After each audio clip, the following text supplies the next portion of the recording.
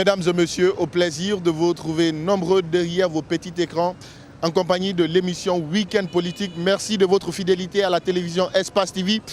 C'est toujours un plaisir pour nous de donner la parole à nos personnalités politiques ou encore de couvrir leur assemblée générale pour votre bonheur, oui, pour votre plaisir. Chers téléspectateurs, vous êtes dans Week-end Politique et c'est parti pour 52 minutes de balade politique.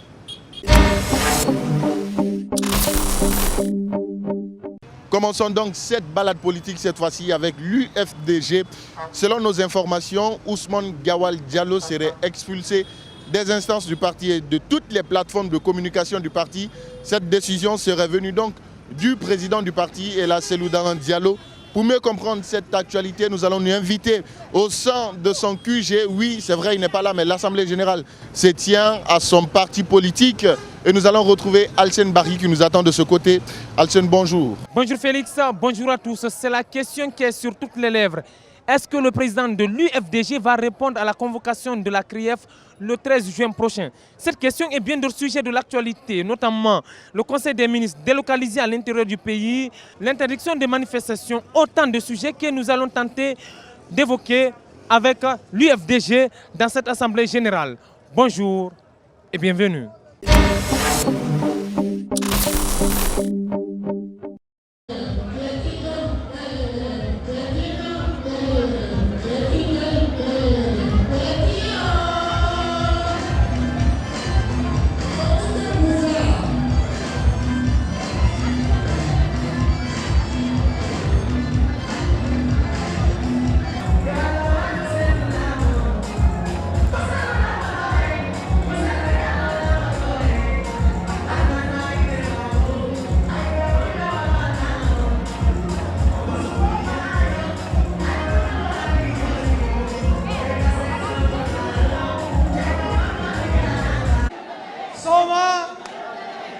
Ladrikunda, Dibakunda, Sileti, Serekunda, Banjul, Bara. Président Elhadji Mamadou Seloudaran Diallo, le futur président de la République de Guinée avec sa charmante femme, Hadja Halimatou Dalan Diallo. Messieurs les vice-présidents de l'UFDG, militants et sympathisants, responsables de l'UFDG, je suis fier de vous. Femmes de l'UFDG, je m'adresse à vous.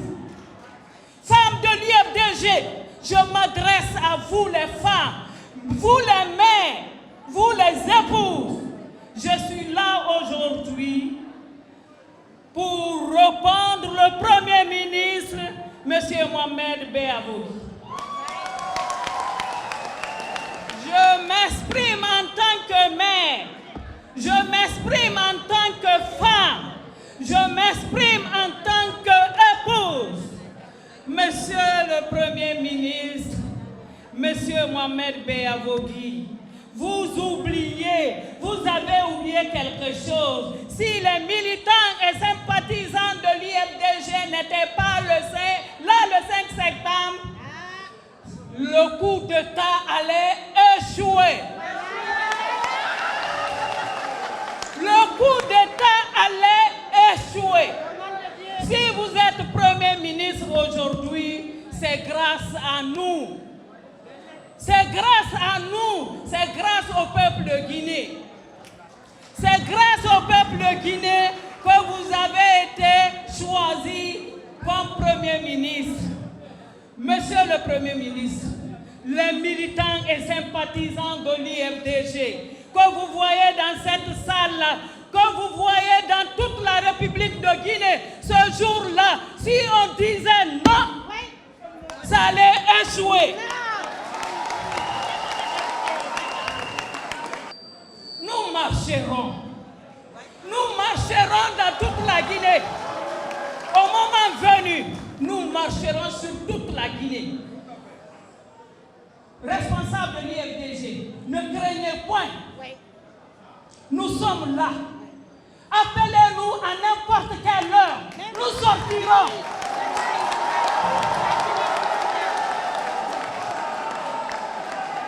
Vous Vous voyez cette photo-là?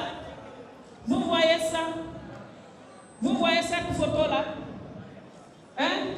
C'est Mariam Ba. Elle a été froidement assassinée devant sa porte. Elle était assise là, en train de vendre des galettes. Moi, je pensais que si vous venez comme Premier ministre dans un État, vous êtes le garant.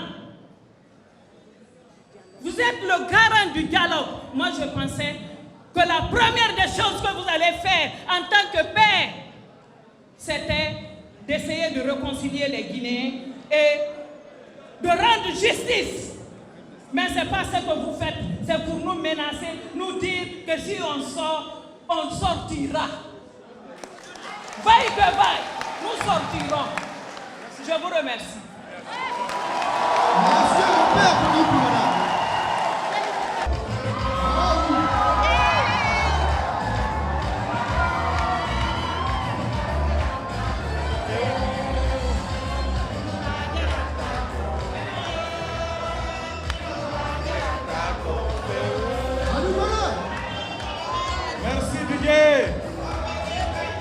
Merci Didier. C'était un morceau dédicace pour le CNRD. C'était un morceau dédicace pour le CNRD. Quand on a suivi tout ce que Nénéoussou a dit, ce qui s'est passé le 5 septembre, les conditions dans lesquelles cela s'est passé et ce que nous vivons aujourd'hui, cela nous amène à dire Dougoula Guerantako. Merci beaucoup, Olivier. Vive l'FDG! Vive l'FDG! Vive la Cellou Dalein Diallo! Vive la Cellou Dalein Diallo! Victoire à l'UFDG! Nous sommes arrivés à la conclusion que le CNRD est devenu un courant politique, pour ne pas dire un parti politique. À lieu et place des acteurs politiques, ils sont dans des velléités claires de rester au pouvoir aussi longtemps que là peut se faire et de substituer à eux-mêmes. Et donc, quand nous avons suivi tous les actes posés par le CNRD, notamment les violations récurrentes de la charte de la transition, que ce soit pendant la mise en place du CNT, que ce soit pour la mise en place des cadres de concertation à lieu et place du cadre de dialogue que nous avons réclamé conformément à l'article 77, que ce soit le fait de ramener la validation de ce que moi j'ai appelé une bêtise, les 39 mois, ramenés à 36 mois au niveau du Conseil national de transition, qui n'avait ni la qualité, ni les compétences selon la charte de le faire. Nous sommes arrivés à une conclusion, comme quoi, avec le CNRD, l'affrontement avec le peuple de Guinée est inévitable. C'est évident. C'est évident. Nénéoussou l'a dit, nous avons adhéré à des déclarations, nous avons adhéré à des communications, nous avons adhéré à ce que nous avions pensé être la conviction intime et profonde du colonel du 5 décembre avec ses amis des forces spéciales. Mais aujourd'hui, le constat est amer, le constat est regrettable. À lieu et place d'une transition politique, ils veulent nous servir, ils veulent nous narguer, ils veulent se maintenir au pouvoir. Au niveau de l'intérieur du pays, dans un premier temps, M. Abdoulaye Ba, Dr Ismaël Doucouré et moi-même, au nom du président et de la direction nationale, avons rencontré les militants, les responsables et les sympathisants du parti dans les fédérations de la région administrative de l'Abbé et la région administrative de Mamou. Ça, c'est une première partie de la mission. Bientôt, d'autres préfectures également suivront dans l'élan de la remobilisation. Nous avons conféré avec les responsables et militants. Nous leur avons expliqué la situation sociopolitique actuelle du pays. Qui peut nous parler de justice? Qui peut nous parler de justice? Merci bien.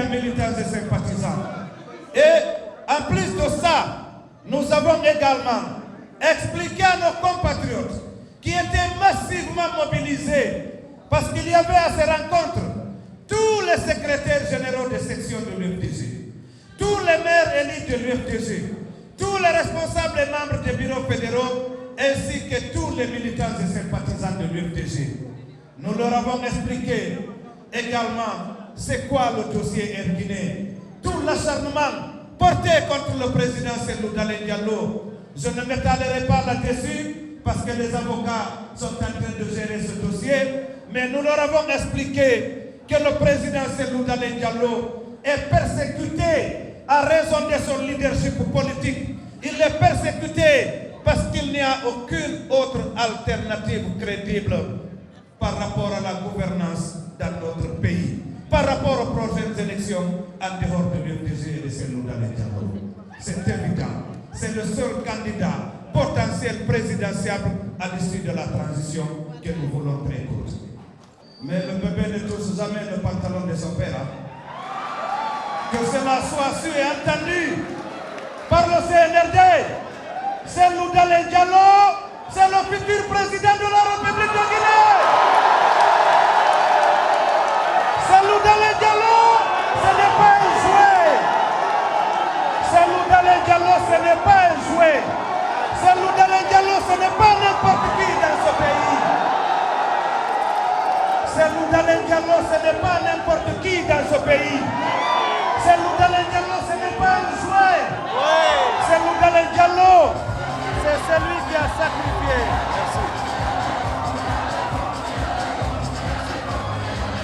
Merci. Nous sommes tous des Guinéens. Au même titre, nous sommes tous des Guinéens. On ne peut pas venir, après que nous ayons mené un combat pendant plus de 11 ans pour mettre le dictateur et la dictature à terre, prendre le pouvoir par les armes et vouloir manquer du respect à l'UFDG. Nous ne l'accepterons pas. Nous allons faire en sorte que le CNRD respecte l'UFDG et respecte le peuple de Guinée. Mais lui, Bobo Fidira Yendi Yumamundi, comme tout Baba Baba comme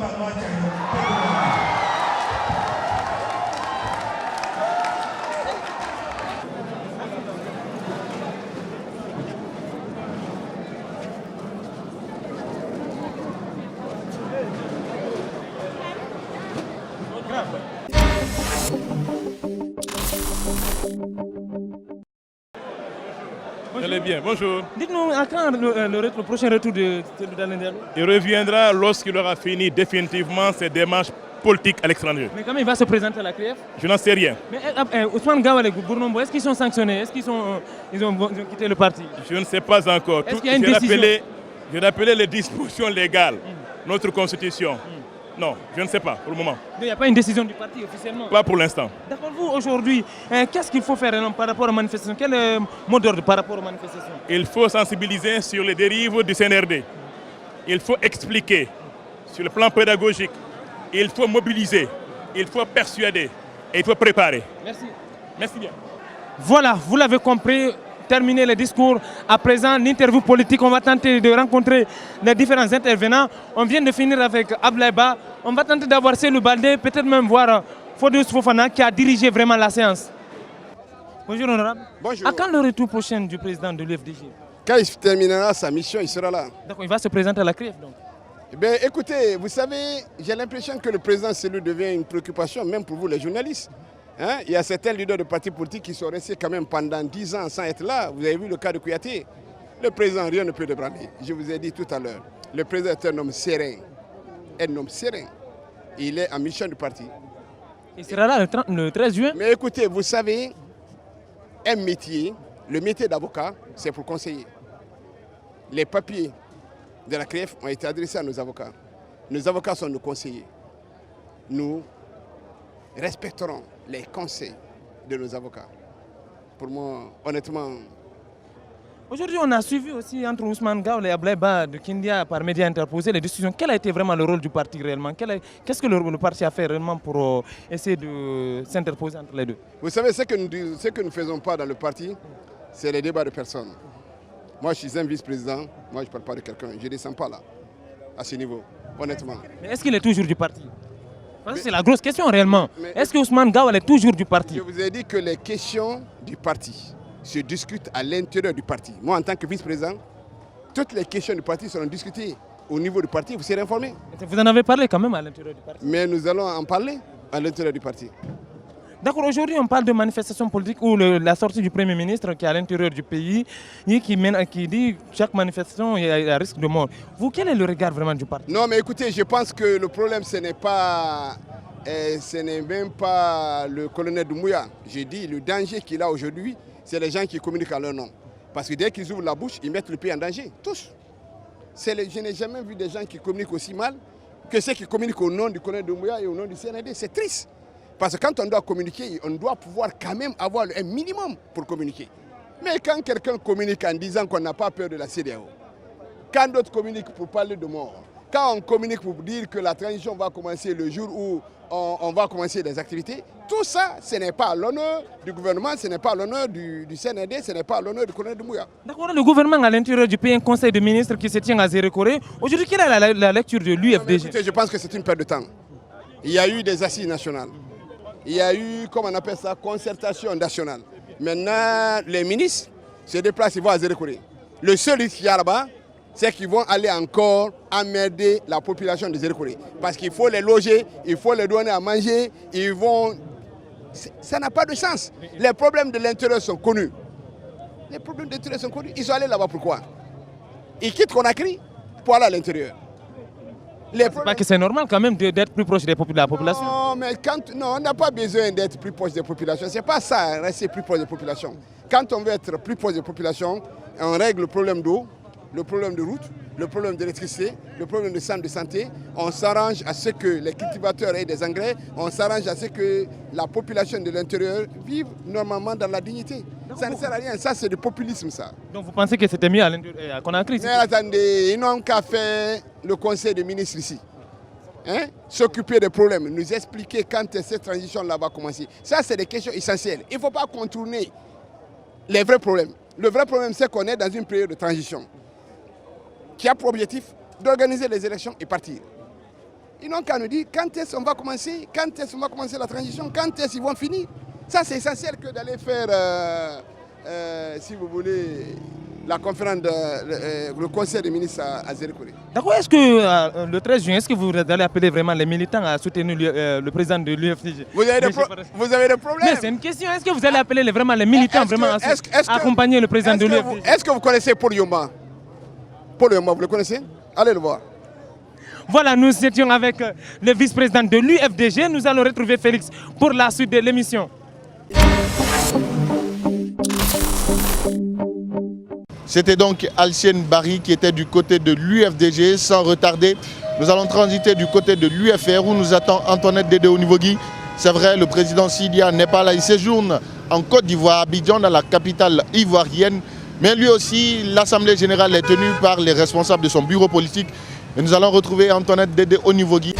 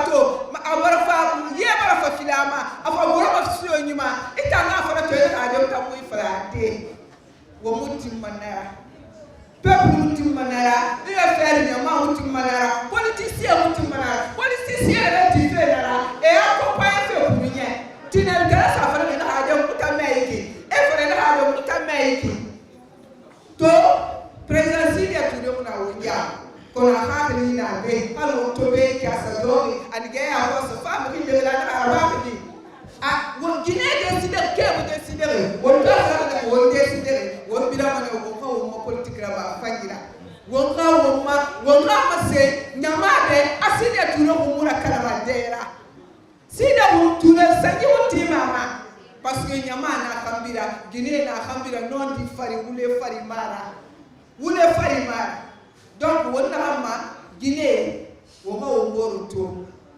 womboro to CNTD awonna famini mais CNRD awonna famini mais wonna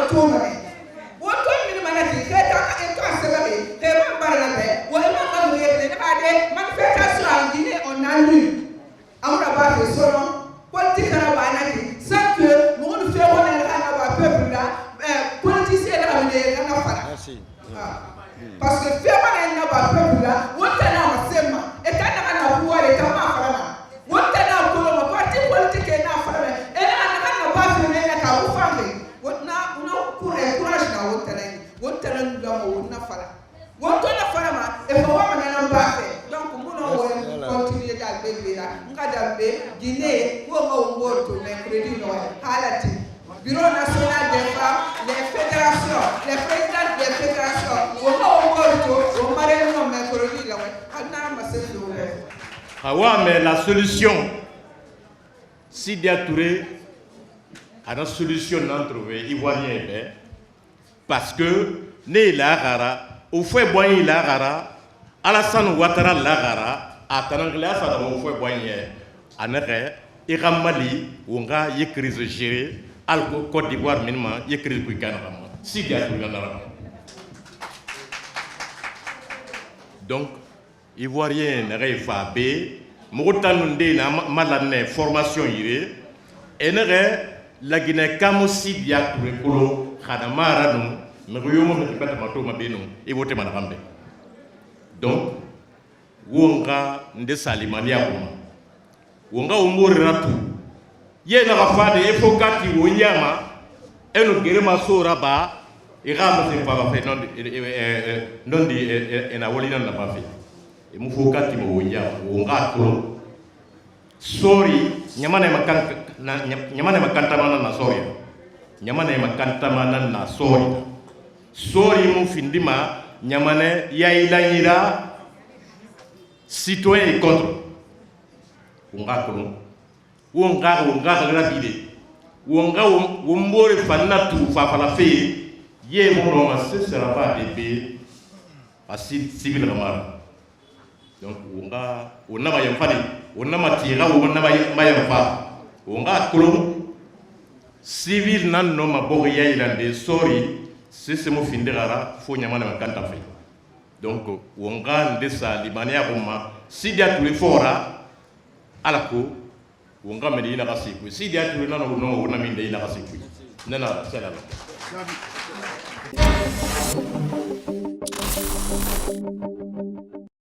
Alors, vous l'avez constaté, l'Assemblée générale de l'UFR qui vient de se tenir ici, au siège même du parti, à l'absence du président Sidya Touré, mais on a constaté aujourd'hui un parti très révolté suite à l'interdiction des manifestations ordonnées par le CNRD. Alors, sur ce sujet, nous allons rencontrer M. Ousmane Tolo, il est le secrétaire général de la jeunesse de ce même parti. Bonjour, monsieur. Bonjour, madame. Alors, nous venons de suivre avec attention votre Assemblée générale. On constate l'UFR très révolté suite aux différentes décisions prises par le CNRD. Oui, vous n'êtes pas sans savoir que depuis, ça fait au moins 2 semaines de cela, le Conseil national a essayé d'interdire toutes les manifestations pacifiques au niveau des artères publiques. C'est ce que je viens d'expliquer aux militaires et responsables. que depuis le 5 du mois de septembre, nous étions dans la rue, de Kaloum jusqu'à la RTG, de la RTG vers Matam jusqu'à Kaloum pour accompagner cette gente. Et si toutefois aujourd'hui cette gente arrive à nous dire de ne pas manifester, alors qu'on a manifesté avec eux, moi, on ne comprend pas. Alors vous projetez déjà une manifestation, ça sera quand et pourquoi? Non, je viens d'expliquer aux responsables qui sont chargés pour l'organisation de cette manifestation. Il ne faut pas qu'ils attendent jusqu'à après le mois d'août. C'est avant le mois d'août même qu'ils doivent au moins programmer cette manifestation. Il faut qu'on aille dès maintenant. Là, parce que, pourquoi? Oui, nous manifestons pour l'ordre constitutionnel. Parce qu'actuellement, vous-même, vous avez vu. Oui, une durée de la transition a été demandée, elle a été fournie. Un CNT, un conseil a été mis en place. Qu'est-ce que les leaders politiques réclament encore après tout cela? Mais attention, c'est une durée qui a été adoptée de façon exclusive. Nous, on n'était pas impliqués dans cette situation. On avait toujours demandé le cadre de dialogue et ils nous ont toujours fourni un cadre de concertation. On avait dit que ce cadre de concertation, c'est une situation de subordination. Nous ne pouvons pas accepter cela. Ce que nous voulons aujourd'hui, qu'il y ait un dialogue entre la classe politique et la gente. Mais si toutefois ils s'organisent entre eux là-bas pour nous donner une durée, une date, franchement, on ne peut pas accepter. Et puis, de quelle date? Une date de 36 mois, ce qui fait au moins 3 ans. 3 ans plus les 10 mois qu'ils ont fait avant même qu'ils ne mettent la date en place. Ça fait combien? Ça fait 4 ans. Alors pour terminer, l'UFDG, membre du G58 et son leader convoqué par la CRIEF le 13 juin prochain, quelle est la position de l'UFR par rapport à cette convocation? Donc, je viens d'expliquer ça aussi au niveau de l'AG. Il faut savoir que la mise en place de la CRIEF, c'était une proposition de la classe politique. Ça se trouve dans notre mémo. Et la mise en place du CNT, ça fait partie de la proposition de la classe politique. Et même la Cour de répression qu'ils sont en train de mettre, ça c'est des propositions de la classe politique. Si toutefois ils arrivent à mettre ces propositions-là en place, c'est que nous voulons, il ne faut pas qu'il y ait la chasse à la sorcière. S'il s'agit réellement de ternir l'image des politiciens, nous n'allons pas accepter. Ça veut dire que rien et aucune décision ne peut freiner l'UFR? Non, sur la situation sociopolitique, ce que nous voyons là, si toutefois le CNRD n'arrive pas au moins à revoir leur position, la manière dont je vois cette junte-là partir, franchement, nous n'allons pas nous reculer face à cette situation. Merci d'avoir répondu à nos questions. Merci. Alors, c'était tout pour cette semaine. Merci à tous nos téléspectateurs. De retour sur le terrain avec Félix Milimono.